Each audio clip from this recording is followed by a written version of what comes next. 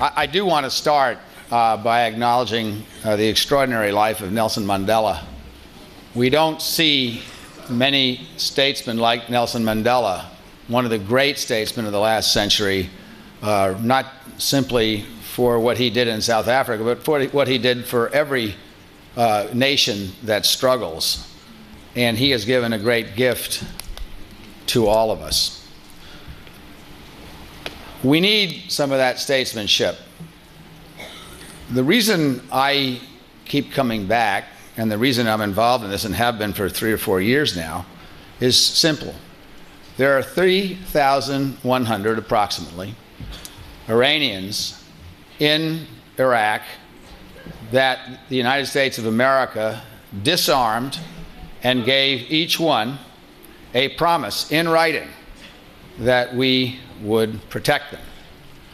When the 52 people in Ashraf were murdered in cold blood in September, each one of them had one of those cards in their possession.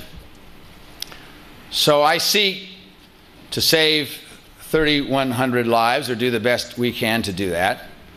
And I also seek to redeem the honor of my own country, which has failed to stand up for its promises and has repeatedly lied to our Congress about what's happened, lied to the Iranian dissidents, and lied to the American public.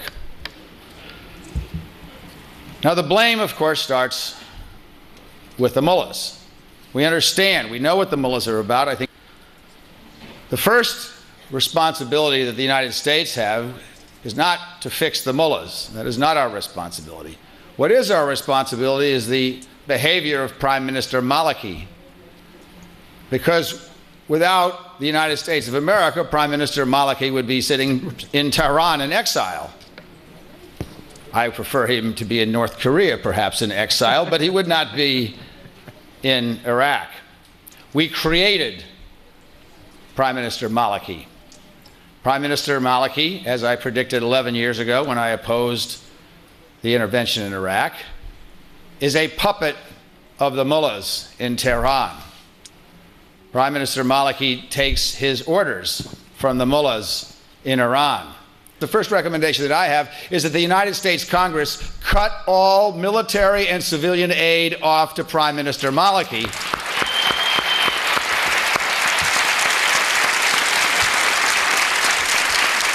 Because it was no different than us making all the blunders that we made in our foreign policy in the last century. When the American people are forced by their Congress and by their president to support murderous despots, and that's what Prime Minister Maliki is, we always fail in our foreign policy. When will the United States learn that it is not okay to ally yourselves with the Pinochets and the Contras of the world, that we have to ally ourselves with the people who keep their word, who are nonviolent, and who seek democracy? That does not include Prime Minister Maliki. Prime Minister Maliki murdered those 52 people, and he did it with our weapons. We have, in the United States, some complicity in the murders at Ashraf.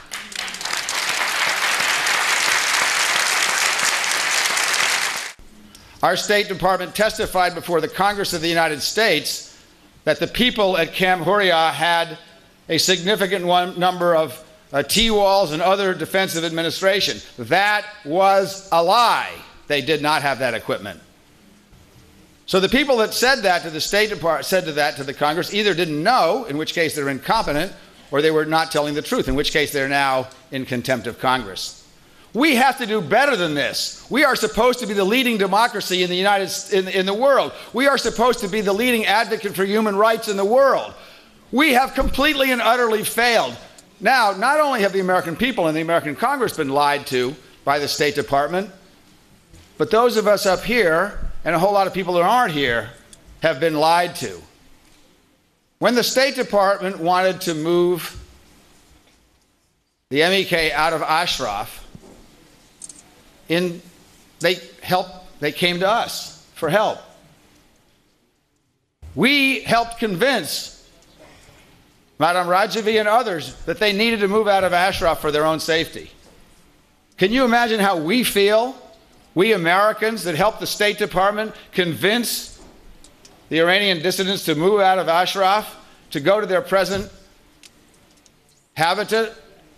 Can you imagine how we feel when the government of the United States and the United Nations told us that they had an agreement with Maliki that would guarantee their safety? The State Department didn't just lie to the United States Congress and to the American people. They lied to those of us who are Americans who convinced them to help them in their policy to remove people from Ashraf. There needs to be a change. The State Department needs to redeem itself, and it can only do that by telling the truth.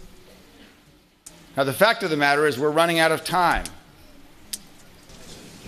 When Bill Clinton left office, he was asked what his greatest regret was. And what he said was that his greatest regret was not intervening in Rwanda, where 800,000 innocent men and women and children perished in a genocide. The United States cannot say they were not aware of what is happening in Iraq. What I don't like is the notion in this quote-unquote realpolitik, the notion that we're really willing to sacrifice 3,000 people's lives so that we can get along with a group of people in Tehran that have repeatedly lied to us and boasted about fooling us. Part of the negotiation cannot be the entrapment of 3,100 people who we promised in writing that we would protect. You can't do that, and if you do that, you are no better than the other people practicing realpolitik. Realpolitik is an excuse for telling lies, doing what you want. It's short-term thinking. Short-term sacrifice of human rights never leads to freedom, and if Nelson Mandela didn't teach us that, we need somebody else to teach us because we have not yet learned his lesson.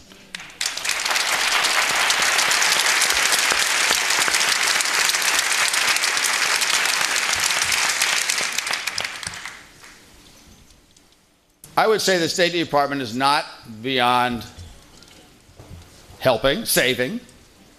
They have done some things right, but the scale of what they have done right is heavily outweighed on the side of what they have done wrong. So I call on the United States government, I call on the administration, because after all, the State Department is in the service of the President. I call on the administration to get serious. And we should exercise the tremendous financial pressure that we can exercise on Nouria al-Maliki.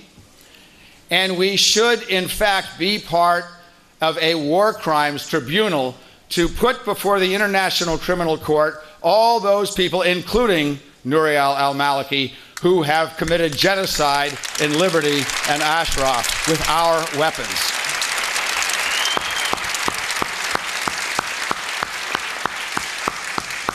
So I want to close the way I started. This is not just a matter of saving innocent lives. Innocent lives are taken every day. This is a matter of saving innocent lives, which the United States is aware of, which the United States has a special burden for, since we promised each one of them in writing, personally, in writing, that we would protect them. This is a moral test for the United States of America, and despite gestures, there's been lots of talk from the White House and the State Department, despite gestures, we are failing that moral test. And 2 days after the death of one of the truly great statesmen of the last century, I call on my country to be great again, to stand for the democracy in deed and not just in word, and to keep its promises to these 3,100 unarmed Iranian exiles who we promised to protect. Thank you very much.